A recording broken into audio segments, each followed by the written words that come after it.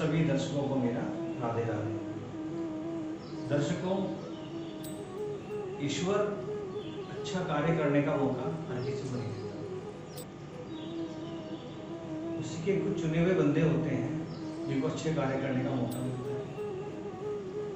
जिस प्रकार एक डायरेक्टर अपनी फिल्म के लिए किसी अच्छे एक्टर का चुनाव करता है, उसको पता होता है कि ये एक्टर मेरे इस रोल को अच्छी तरह कर पाएगा, ठीक उसी प्रकार ईश्वर भी अच्छे मनुष्य का चुनाव करता है अच्छे कार्य के लिए। चाहे मनुष्य किसी भी संगठन में जुड़ा हो या ना जुड़ा हो, अच्छे कार्य अगर करता है तो वह उसका सौभाग्य है। दर्शकों, अच्छे कार्य ही हमारे साथ ऊपर जाते हैं, क्योंकि एक ना दिन इस आत्मा को, शरीर को छोड़ना होता है और ईश्वर जरूर इस आत्मा का न्याय जरूर करता है। तो आइए मैं आपको एक छोटी सी कथा सुनाता हूँ, ध्यान से सुनिएगा। कि एक बार एक राजा का लड़का था। वह हमेशा अपने मित्रों की तारीफ किया करता था। उसके 3 मित्र हुआ करते थे। एक मित्र वो जो उसके साथ 24 घंटे रहते थे। दूसरा मित्र वो जो 14-15 घंटे साथ रहते थे। और तीसरा वो जो कभी कभी मिलता था उससे। तो एक बार राजा ने सोचा कि क्यों ना मैं इसके तीनों मित्रों की परीक्षा लूं, और शहर में ढिंढोरा पिटवा दिया और लड़के को घर से बाहर निकाल दिया और बोला कि जिसने भी मेरे लड़के को शरण दिया, मैं उसे और उसके परिवार को मृत्युदंड दूंगा। तो ये बात सुनकर पूरा शहर कांप गया कि राजा से भला कौन बैर ले सकता है। तो वो लड़का परेशान होकर, दुखी होकर तो उस मित्र के पास गया जो 24 घंटे से साथ रहता। जैसे उस मित्र ने उस राजा के लड़के को देखा और उसको दूर से ही कह दिया, भैया मुझे माफ करना, मैं तेरा साथ नहीं दे सकता। राजा से भला कौन बैर मोल लेगा। उसने बहुत कहा कि भैया मैं कहाँ जाऊंगा, मैं तुझसे बहुत प्यार करता था, लेकिन तू ही मेरा साथ छोड़ रहा है तो मैं कहाँ जाऊंगा। कि भैया कहीं भी जाओ पर मैं राजा से बहुत बैर मोल नहीं ले सकता। राजा का लड़का दुखी हुआ और आगे गया। अब गया वो उस मित्र के पास जो 14-15 घंटे से साथ था। उस मित्र ने उसको देखा, आओ भगत की कि आओ मित्र, आओ बैठो, खाना खाओ, विश्राम करो। तो खुश हो गया राजा का लड़का कि चलो ये तो मेरा साथ दे ही रहा है, उसने तो धोखा दे दिया मुझे।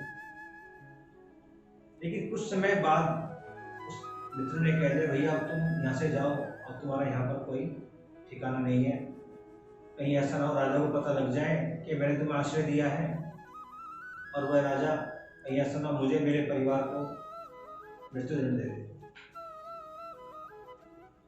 मित्र तुम ये क्या कह रहे हो, मैं कहाँ जाऊंगा, मेरा कौन सहारा है, मुझे कौन सहारा देगा। तो मित्र तुम कहीं भी जाओ, लेकिन मैं तुम्हें सहारा नहीं दे सकता। तो राजा का लड़का दुखी होकर वहां से भी चल गया। जब आगे पहुंचा तो उसे तीसरा मित्र मिला जो उसे कभी कभी मिलता था।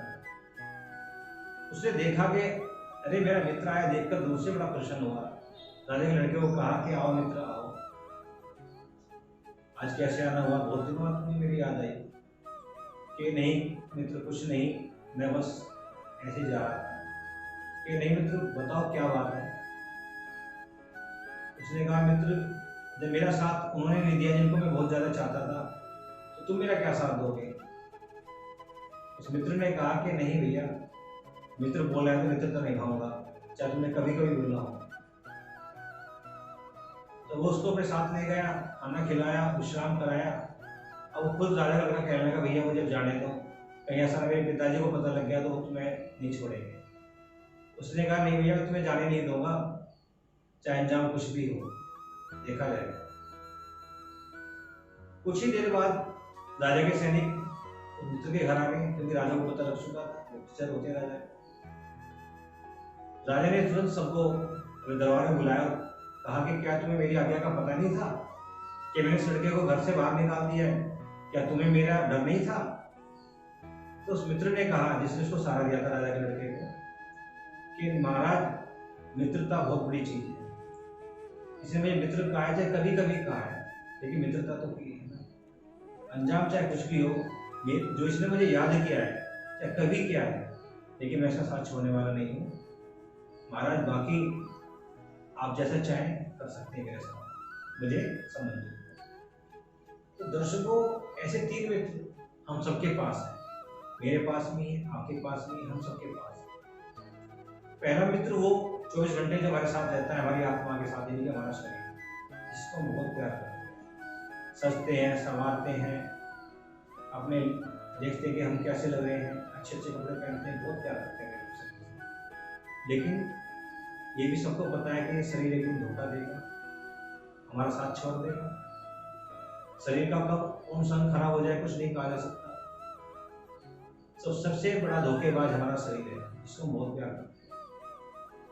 दूसरा मित्र 14-15 घंटे जो हमारे साथ रहते हैं, हमारे आसपास के लोग, रिश्तेदार, हमारे मिलने जुलने वाले, क्योंकि 8 से 9 घंटे तो मनुष्य का शरीर सोता है ना, निद्रा में होता है, तो उसमें कोई साथ नहीं होता। तो जिस प्रकार से मनुष्य मृत्यु को प्राप्त होता है और उसके जाने के बाद कुछ उसके साथी रोते हैं, चिल्लाते हैं, दुखी होते हैं,